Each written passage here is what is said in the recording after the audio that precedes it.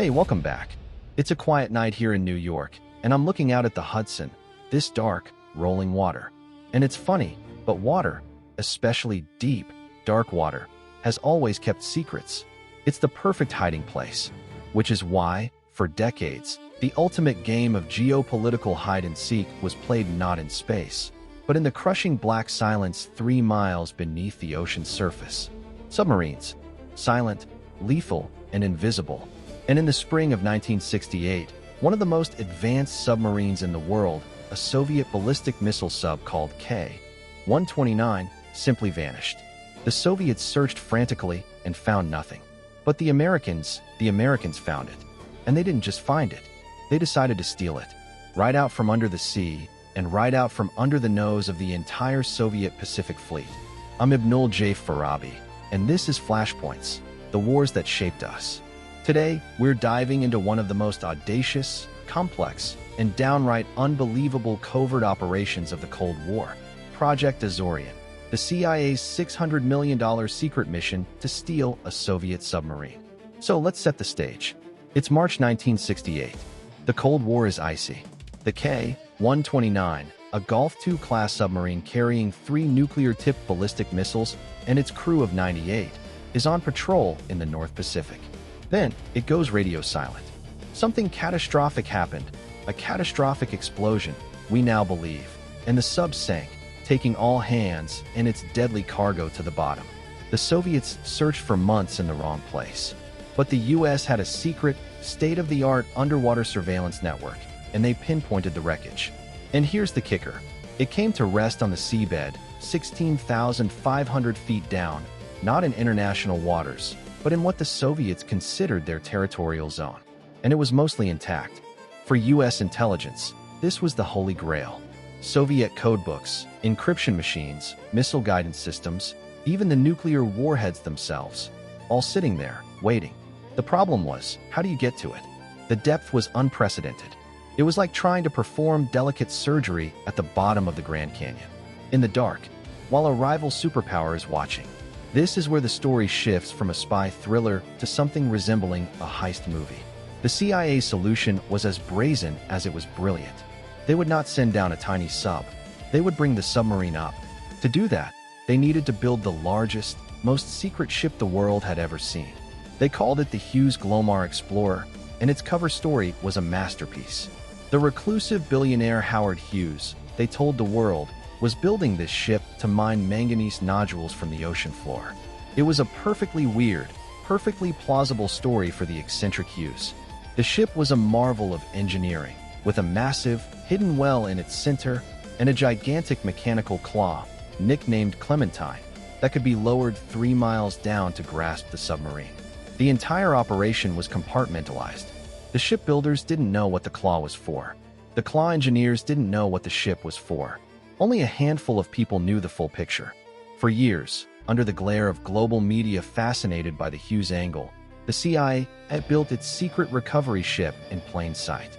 Now, the mission itself, in the summer of 1974, was a high-wire act of tension and engineering.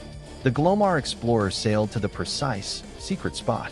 The claw, a monstrous assembly of steel and hydraulics, began its slow, 3-hour descent into the abyss. Imagine the pressure, both literal and figurative. On the surface, Soviet ships and trawlers, some undoubtedly intelligence gatherers, circled curiously. They had no idea what was happening right beneath them. Down below, Clementine found the K-129. It carefully grasped the hull. And then, the slow, agonizing lift began.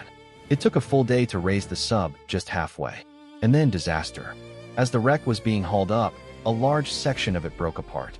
According to the declassified reports, about 2/3 of the submarine, including most of the forward section with the missiles and the code room, fell back to the seabed, lost forever. The claw managed to bring up about 1/3 of the sub, a 38-foot section containing 2 nuclear torpedoes and, most poignantly, the remains of 6 Soviet sailors. This moment, the recovery of those sailors, adds a profound layer of humanity to this tale of espionage. The crew on the Glomar Explorer, in a move that was both respectful and shockingly clandestine, gave the Soviet sailors a formal burial at sea. They were committed to the deep with full military honors, the ceremony filmed by the CIA. It was a secret act of decency in the middle of a secret war. So, was it a success or a failure? For years, the world only knew bits and pieces. The operation was blown wide open in 1975 by investigative reporting, thanks to a burglary at the Hughes Corporation. The CIA's official line became, "We can neither confirm nor deny." That phrase, Glomar response, actually entered the lexicon because of this mission. In terms of its grand goal, Azorian failed. The intelligence crown jewels were lost back to the depths. But in almost every other way, it was a staggering success. They proved it could be done. They recovered the nuclear torpedoes, which offered priceless intelligence on Soviet naval tech. They recovered the sailors' remains, a gesture that would later help ease tensions. And they demonstrated a technological leap so vast it permanently altered the strategic calculus of the Cold War. The Soviets now knew the Americans could reach down and touch anything, anywhere. The deep ocean was no longer a sanctuary. I think about this story often, not just as a historian, but as an engineer and an immigrant.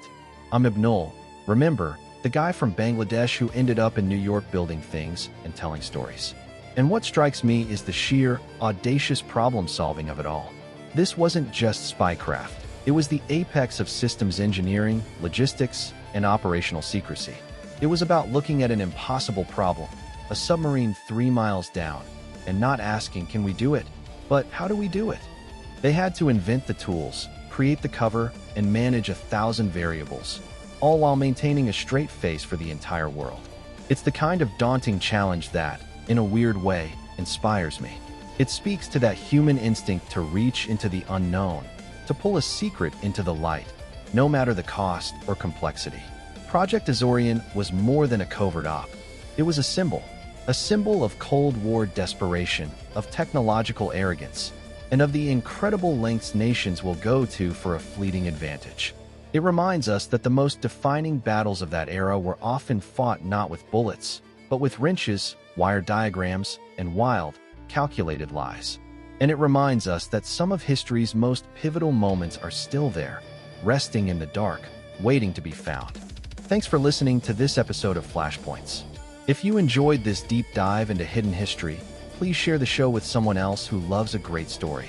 For more episodes, and to see the visuals and documents behind the stories we tell, visit our production home at Light Not Studios. https://www.lightnotstudios.com. I'm Ibnul J. Farabi. Until next time, take care.